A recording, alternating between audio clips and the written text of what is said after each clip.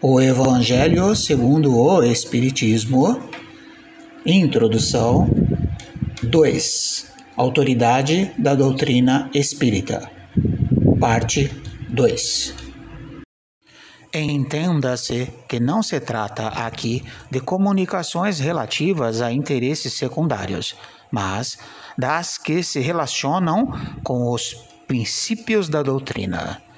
A experiência prova que quando um novo princípio deve ser transmitido, ele é ensinado espontaneamente, em diferentes pontos ao mesmo tempo e de uma maneira idêntica, se não pela forma, ao menos pelo conteúdo.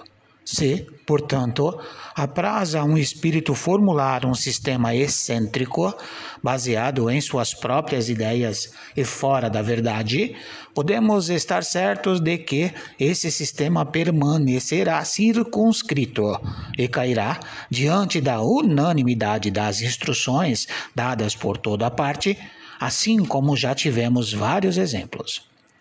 É esta unanimidade que fez cair todos os sistemas parciais surgidos na origem do Espiritismo, quando cada qual explicava os fenômenos à sua maneira, e antes que fossem conhecidas as leis que regem as relações do mundo visível com o mundo invisível.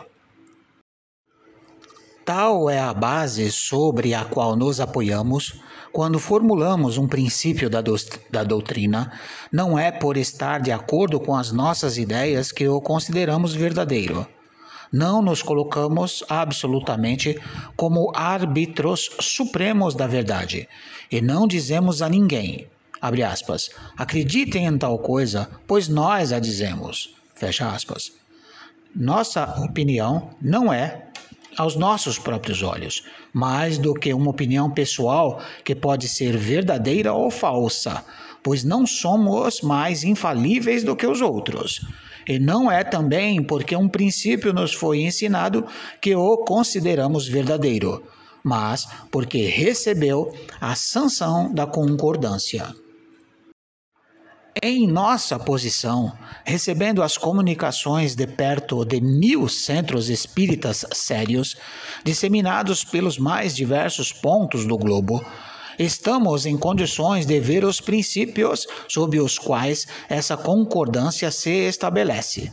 É esta observação que nos tem guiado até hoje, e é igualmente ela que nos guiará através dos novos campos que o Espiritismo for chamado a explorar. É assim que, estudando atentamente as comunicações vindas de diversos lugares, tanto da França quanto do exterior, reconhecemos, pela natureza toda especial das revelações, que há uma tendência para entrar numa nova via e que chegou o momento de dar um passo à frente. Essas revelações, às vezes formuladas com palavras veladas, passaram quase sempre despercebidas para muitos daqueles que as receberam. Muitos outros acreditaram tê-las recebido sozinhos. Tomadas isoladamente, elas seriam sem valor para nós. Apenas a coincidência lhes confere valor. Depois, quando chegar o momento de publicá-las, cada um se lembrará de haver recebido instruções no mesmo sentido. É esse o movimento geral que observamos e estudamos com a assistência dos nossos guias espirituais, que nos ajudam a avaliar a oportunidade de fazermos alguma coisa ou de nos abstermos. Esse controle universal é uma garantia para a unidade futura do Espiritismo e anulará todas as teorias contraditórias. É nele que, no futuro, procuraremos o critério da verdade. O que determinou o sucesso da doutrina formulada em O Livro dos Espíritos e em O Livro dos Médiuns foi que todos puderam receber diretamente dos espíritos a confirmação do que eles afirmavam.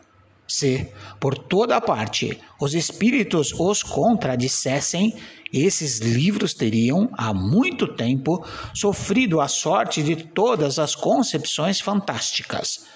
Nem o apoio da imprensa os teria salvo do naufrágio, embora, mesmo privados desse apoio, não deixaram de fazer rapidamente o seu caminho, pois tiveram o dos espíritos, cuja boa vontade compensou, com vantagem, a má vontade dos homens. Assim será com todas as ideias emanadas dos espíritos ou dos homens, que puderam suportar a prova desse controle, cujo poder ninguém pode contestar. Imaginemos, então, que alguns espíritos queiram ditar, sob um título qualquer, algum livro com sentido contrário. Suponhamos mesmo que, com uma intenção hostil e com a finalidade de desacreditar a doutrina, a malevolência suscitasse comunicações apócrifas. Que influência poderiam ter esses relatos se eles são desmentidos por todos os lados pelos espíritos? É a adesão desses últimos que precisa ser assegurada, antes de lançar um sistema em seu nome. Do sistema de um só ao sistema de todos. A distância da unidade ao infinito. O que podem todos os argumentos dos detratores contra a opinião das massas, quando milhões de vozes amigas, partidas do espaço, chegam de todas as partes do universo e no seio de cada família os repelem energeticamente? A experiência em relação a esse assunto já não confirmou a teoria? O que aconteceu com todas essas publicações que deveriam, pretensamente, destruir o espiritismo? Qual delas conseguiu, ao menos, deter-lhe a marcha? Até hoje, não se havia considerado essa questão desse ponto de vista, sem dúvida, um dos mais graves. Todos contaram consigo mesmos, sem contar com os espíritos. O princípio da concordância é ainda uma garantia contra as alterações que, em proveito próprio, pretendessem introduzir no espiritismo as seitas que dele quisessem apoderar-se, acomodando-o à sua maneira. Quem quer que tentasse desviá-lo de seu fim providencial fracassaria, pela simples razão de que os espíritos, pela universalidade de seus ensinamentos, farão cair toda modificação que se desvie da verdade. Disso tudo resulta uma verdade capital. Quem quer que desejasse se colocar contra uma corrente de ideias estabelecida e sancionada, poderia muito bem provocar uma pequena perturbação local e, momentaneamente, mas jamais o conjunto, mesmo no presente e menos ainda no futuro. Resulta ainda que as instruções dadas pelos espíritos sobre os pontos da doutrina ainda não esclarecidos não conseguiriam manter-se enquanto permanecessem isoladas, só devendo, por conseguinte, ser aceitas sob todas as reservas a título de informação. Daí ser preciso a maior prudência na publicação e, no caso de julgar-se necessário publicá-las, só devem ser apresentadas como opiniões individuais, mais ou menos prováveis, mas tendo, em todo o caso, necessidade de confirmação. É essa confirmação que é preciso esperar. Antes de apresentar um princípio como verdade absoluta, se não quiser ser acusado de leviandade ou de credulidade irrefletida. Os espíritos superiores procedem em suas revelações com extrema prudência. Somente expõem as grandes questões da doutrina gradualmente, à medida que a inteligência está apta a compreender as verdades de uma ordem mais elevada, e quando as circunstâncias sejam propícias para a emissão de uma ideia nova. Eis porque, desde o início, eles não disseram tudo, nem o disseram até agora, não cedendo à impaciência de pessoas muito apressadas que desejam colher os frutos antes de amadurecerem. Seria então inútil querer antecipar o tempo assinalado para cada coisa pela providência, pois os espíritos verdadeiramente sérios se recusam positivamente a ajudar. Porém, os espíritos levianos pouco se preocupam com a verdade, a tudo respondendo. É por essa razão que, sobre todas as questões prematuras, há sempre respostas contraditórias. Os princípios acima não são o resultado de uma teoria pessoal, mas a forçosa consequência das condições nas quais os espíritos se manifestam.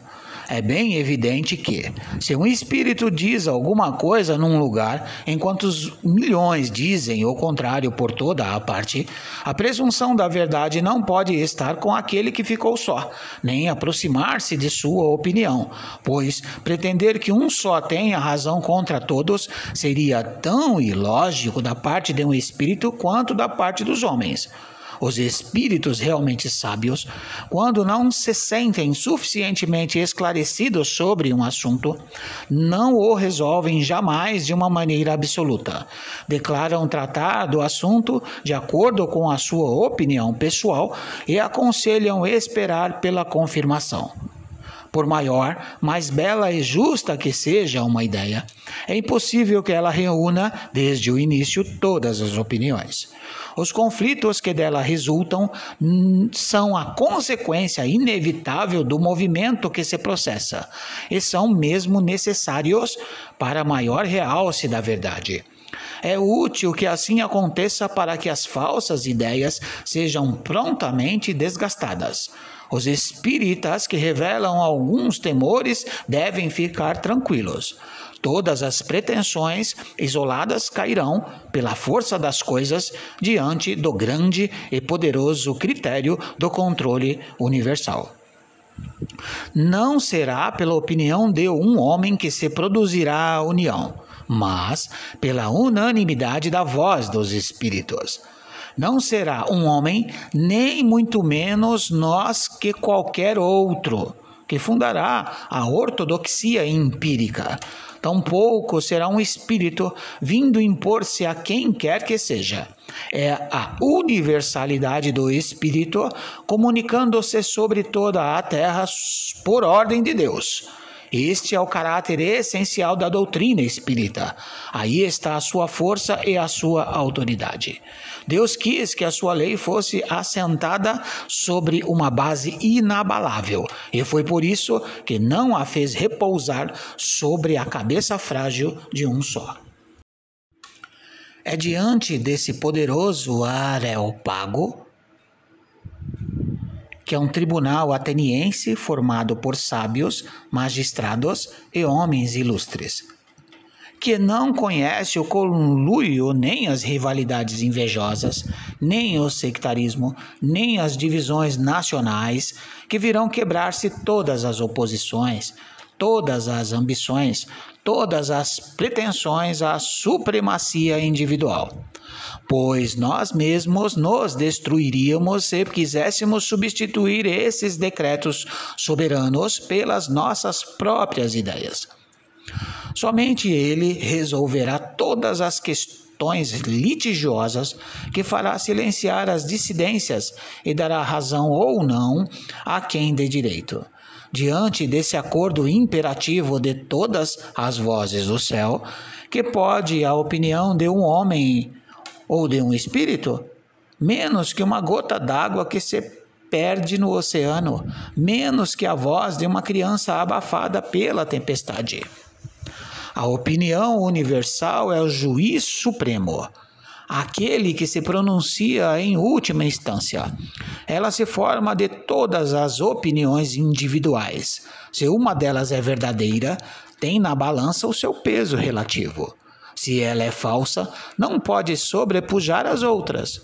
Nesse imenso concurso, as individualidades desaparecem, e eis aí um novo revés para o orgulho humano. Esse conjunto harmonioso já se esboça. Logo, este século não passará sem que ele resplandeça em todo o seu esplendor, de maneira a resolver todas as incertezas, porque daqui em diante vozes poderosas terão recebido a missão de se fazerem ouvir para unirem os homens sob a mesma bandeira, desde que o campo esteja suficientemente preparado. Enquanto isso, aquele que gravitar entre dois sistemas opostos poderá observar em que sentido se forma a opinião geral. É o indício certo do sentido em que se pronuncia a maioria dos espíritos, dos diversos pontos sobre os quais se comunicam. É o sinal não menos seguro de qual dos dois sistemas prevalecerá. Muito obrigado.